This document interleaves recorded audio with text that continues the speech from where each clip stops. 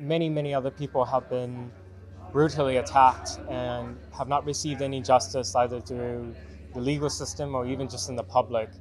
Part of the reason why I continue to push myself to speak out on this issue, even in the early days after I was released from the hospital when it was really difficult, is that I wanted people to be confronted with the brutality of this movement.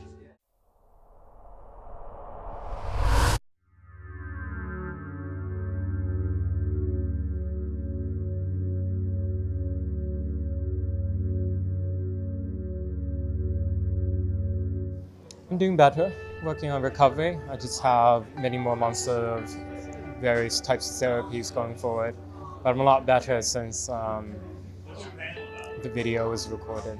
It's been over 2 months, and I'm keeping track of it week by week, day by day actually, because there's been not a single arrest. I think it's probably not good for me to go into the details of the medical stuff. Just that I'm working on recovery is what I feel comfortable with saying.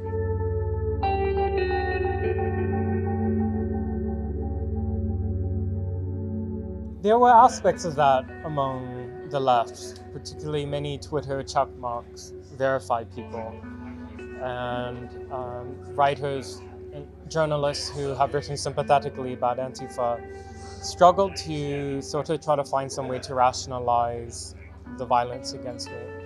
I think they knew that it looked very bad for Antifa that they attacked a journalist or columnist in this case, right? And so then a lot of effort was focused on how can we delegitimize Andy and make him into some sort of a fringe extremist, one that was either looking for trouble or had brought it on himself. All of it are forms of victim blaming. Ironically, it comes from the same people who were the first to believe Justice Smollett and continue to defend him. But when it comes to me, I was the wrong type of victim.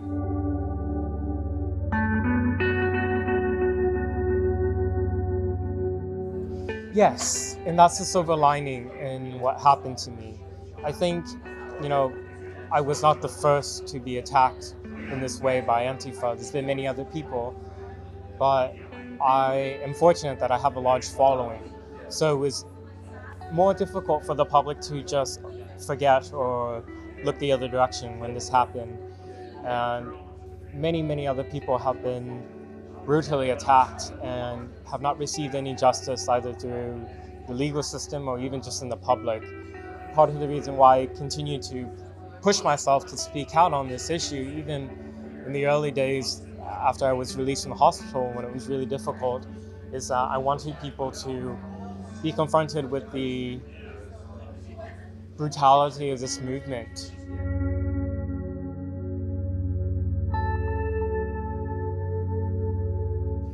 Well, it's easy to keep a running tally because most of them are choosing to remain silent. I really appreciate that Andrew Yang was the first person to come out and quite unequivocally express support for me. Next came former candidate Swalwell, who has dropped out, and then candidate Biden commented when questioned by the New York Post. So I appreciate all that. I know that in this game of politics, doing the right thing can be really hard when it's not politically convenient. And as I said a moment ago, I'm not really the right type of victim for the left. So it's not easy for them to champion me, unfortunately. I mean, regardless of what you think of the columns that I've written, stuff that's been, if you disagree with my opinions, that should really have no relevancy to being able to unequivocally condemn the brutal political violence that was directed at me by a criminal cartel.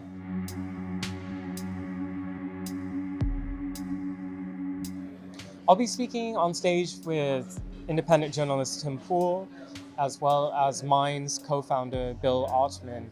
And we're talking about political violence. What I will be on stage to talk about is what I see as the normalization of it. In recent years, at least in my young lifetime, I've never seen people be so welcoming of violence against their political opponents. A few years ago, it started with the whole punch a Nazi meme, which was pretty much universally celebrated because it's easy to despise a person like Richard Spencer. But of course, for me, when I saw, at that time I was a student journalist at Portland State, seeing my other peers celebrating it and other colleagues, I was concerned because it's like essentially stripping away the character of Mr. Spencer. You're celebrating somebody getting attacked in an unprovoked way because of his odious views. And if you're going to champion on one side, the other side aren't going to hold back in doing that against you at some point. And fast forward a bit now, when the milkshaking took off in Britain, and that was also universally celebrated because people didn't like Nigel Farage or they didn't like Carl Benjamin or Tommy Robinson. It was only not too long after that phenomenon crossed into the US, and then what happened to me. So the insidiousness of milkshaking is that when it's thrown in your face, one, it blinds you, two, it marks you for everybody in the crowd to know who to target. The fact that this has somehow become a partisan issue is very distressing to me. You cannot have a healthful liberal democracy if people erase the lines between speech and violence, and I think that's what we're seeing.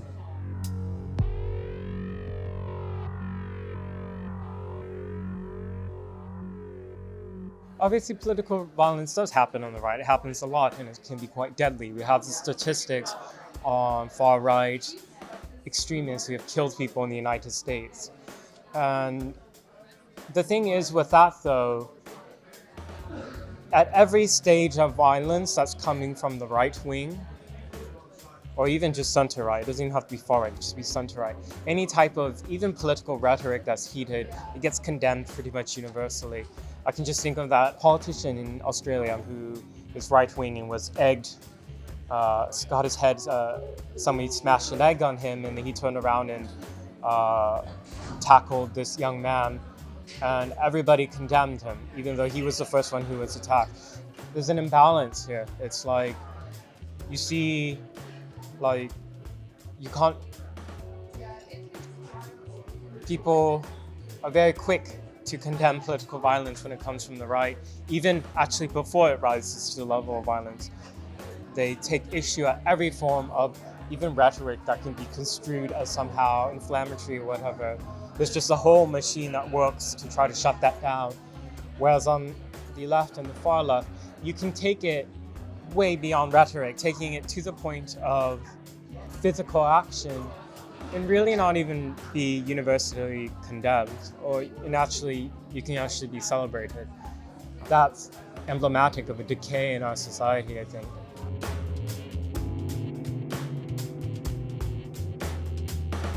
I'm not sure if I have an answer on what a solution or solutions could be. It seems like what we need is bravery.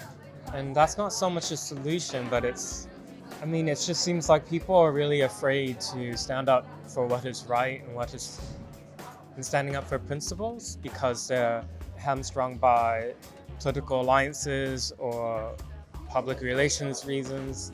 It's very difficult, and it takes a lot of bravery to defend people who are unpopular and people who the public don't feel like they deserve any defense. But I think that's what you have to do. I think there's a very big gap between defending somebody's right to speak versus defending their actual ideas. There's quite a strong effort to make those two one and the same, to sort of smear you by association or something.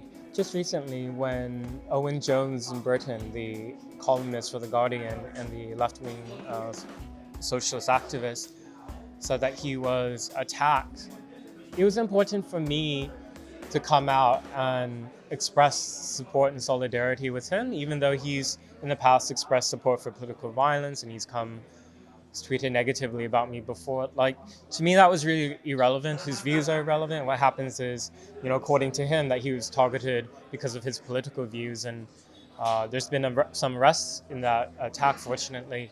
It's just, I just call for people to be brave. I know how hard it is to defend people who are unpopular.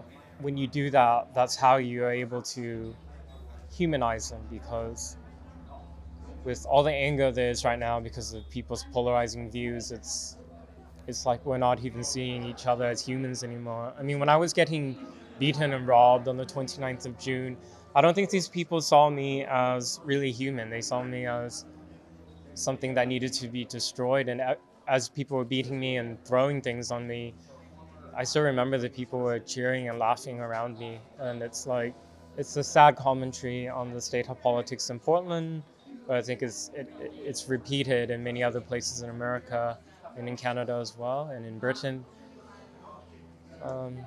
I want to be helpful, but I'm not sure I am.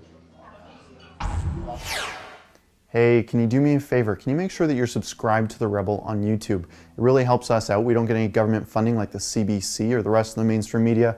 So when you subscribe to us, it helps us keep you up to date with the latest news.